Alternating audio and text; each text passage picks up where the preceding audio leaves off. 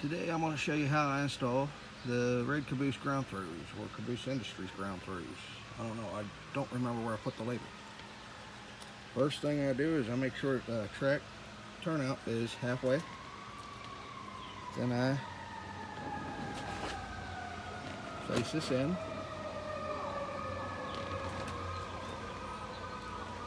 A lot harder to do one-handed. Sorry about the fire trucks. They just went crazy a couple of minutes ago. Been quiet and peaceful all day.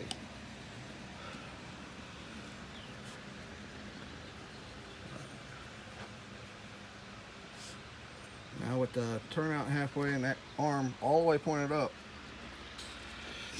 instead of trying to drive a nail right away, I take a pin vise and pre-drill the holes for the nails. Now I'm gonna pause this and come back to you. Now that the nail holes are pre-drilled, which they're a little smaller than what the nail actually is, so that way the nails still grab. But I don't drill the full length of the nail. There's really no need to. It's just to get them started.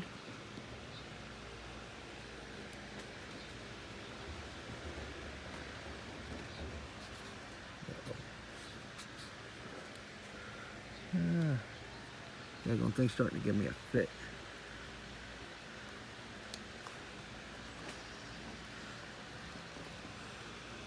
The reason why I pre-drill the nail holes is literally so that way they're already got a start to them and they won't bend as easy. Because unfortunately, I have a lot of them bend.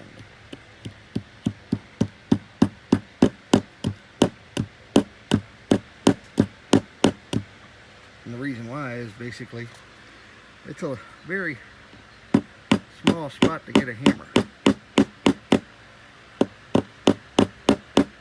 Now there's one more step it takes both hands for me to do.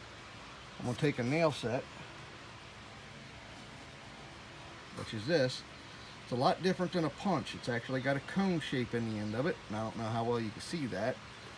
And that's to rest on top of the nail head so that it doesn't slip off. And you drive it like that, holding it on there, and you just hit the end with a hammer. Let me pause you and I'll bring you back. Exactly why I usually pre-drill first, but I didn't drill deep enough. Both nails bent. So I'm gonna grab a pair of pliers. You can see me pull them out real quick.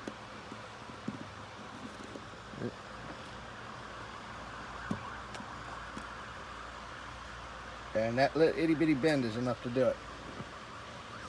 But on a good note, with the holes already pre-drilled, and I'll have to get that one out when I get off this phone. When the holes are already pre-drilled, you can actually go through a little easier and pull those nails out and just drill the hole a little bit deeper and pull the turnout control all the way away from it when you do it. Now we can see by those two dimples exactly where we need to drill. A little deeper.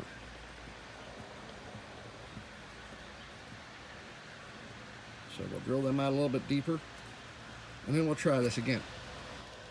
That time they drove in right. Now we know that this is in the middle and this arm is straight up. They don't have to be in perfect alignment with one another, and sometimes I like to skew them just so that way it makes it easier to reach them. But when you flip it one way, make sure you got tension. You can't pull it apart, neither can the train. Flip it over the other way. If you can't pull it, neither can the train. So that's how you install Caboose Industries ground throw. Also, oh, sorry about that. Also, when you're out buying modeling supplies and needing tools for your models, and there goes Sparky's train. Don't count out Harbor Freight. This entire set, it's mostly screw drill bits that we use a lot in model trains. When we get them from the hobby shops, they're normally 30-40 bucks. You know, these things are not cheap. I got this one from Harbor Freight, and I've got a lot of tools from Harbor Freight and they last forever. And as you can see in my pin vise there, it's a screwdriver. I mean, it's a pin vise, it'll work. I got that from Harbor Freight too. I'll show you the rest of the kit in just a second. Now this set was the most expensive thing that I bought, and that was 15 bucks. These were $3. And all of my sizes that I normally use in my pin vise, all there. So I can drill a lot of stuff now. Now, this is the kit. It cost me 16 bucks. Well, 15 bucks, 16 after taxes. This has got 5 other drill bits in it. It's a little precision screwdriver came with it. You got calipers, you got a little screwdriver, you got big hobby knife, you got littler hobby knife with a pin vise head, and they all got pin vise heads, so you can use these as pin vices. That one there's even got a pin vise head. That's one thing they don't really advertise when they tell you get a hobby knife, is you can use a hobby knife as a pin vise. It just doesn't have a little swivel on top. All those blades for doing all the carving that I ever need to do with anything, you know. And it's a nice kit. It'll actually close and lock and latch. It's got a good cover on the bits, so you're not going to lose anything. I wish I wouldn't have gone to Lowe's for this, because I bought this at Lowe's for $10. Went and seen it at Harbor Freight 99 cents. Same tool, same quality, same Stanley tool. You know, we're spending way too much money on tools at Hobby Shop. If you need something, check Harbor Freight first. If Harbor Freight don't have it, then yeah, you're going to have to spend the money at the Hobby Shop. I went to the Hobby Shop yesterday because I needed more of these Caboose Industries ground throws, and I finally found a pack with a cover on it. You know, they're 15 bucks for 5 of them. That's $3 a piece. Not bad when you consider that most of the ground throws are about $8, $9 a piece. You know, this is from a brick and mortar hobby shop. I buy most of my stuff that I can from Mainline Hobby Supply up here in Highfield, Pennsylvania, or Highfield, Maryland, whichever way you want to put it. Cascade, Maryland. It's got so many different names, it's not funny. It's right at the end of the Maryland Midland line, right at the interchange, so you can also watch CSX interchange with the Maryland Midland. Now, this pack is what I use on my models.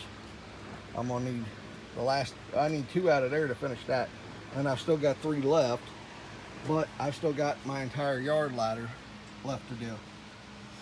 That's a lot of left-hand turnouts, but I believe I've got all of my rights taken care of. I still need a couple here and there that I haven't successfully looked at yet as to what needs to be replaced. That car is 3D printed and it's working great. You see all that crud that's getting off those rails? I thought my tracks were clean, but they weren't as clean as I thought they was, because instead of CRC this time, I tried this track rail and rail cleaner, ATC 6006, ATC Lubes, ACHlubes.com. I got this up at my brick and mortar hobby shop, Mainline Hobby Supply, for 10 bucks. The only thing left in the bag is Microsaw and Microset. That's it. And if you want to look down in there, might be a spider in there. Yeah, my little buddy's still climbing around down in there. But that's just Microsaw and Microset. It's got to go in the house yet. But it's getting done. They're done too. I just need to add the turnout controls. I need to add 2 more turnout controls over here. And that's the last of the turnouts that I'm doing right now. I just ordered 12 of them. 6 left and 6 right from modeltrainstuff.com. I do a lot of work with those guys too. That's where I got these absolute pieces of junk that have really bad contacts. They run good when they're running, but when they stop running, they are make you want to choke them. That's BLI. You know, even with all that crud on the track, My Kato's working just fine. My cheap model powers are doing just fine. They're off the rail right now, but I had to reset that one completely all over again, which the only way I can do that is program track. But I ain't got a program track wired separately yet. I'm going to, very shortly, I'm going to do it on the rip track there, which is that middle track right here. And that'll be my program track. I'm going to wire that up completely separate and have a little double pole, double throw switch down here, so that way when I want to use it as a program track, it powers that and nothing else. The whole entire other layout shuts off. Or flip the switch again and the whole layout's up. So yeah, that's pretty much how I'm doing that.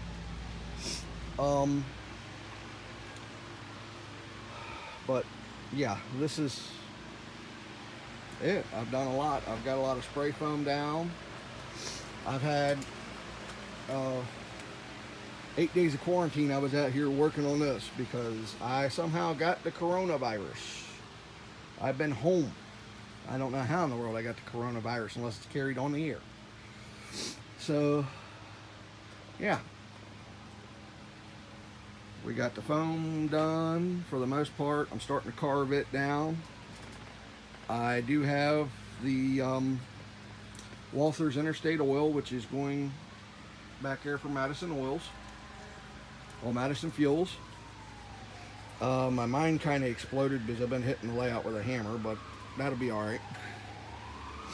The power plant's still sitting there. I've got to get it in place. Unfortunately, due to a massive windstorm, it hit the ground, and it hit the ground hard enough that it busted pipes. So I might 3D print something a little bit better. What I'm thinking. The Atlas Roundhouse is still back there underneath a block of foam. I've got to move it because it's in the wrong spot, but it's still back here.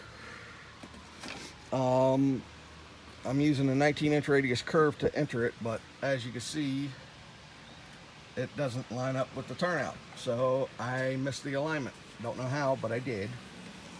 I'm not complaining. That's just a little flub up. I got 3 more pieces of flex track to finish the yard and finish the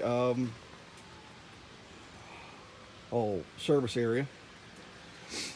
I already have my station. I just haven't brought it out yet.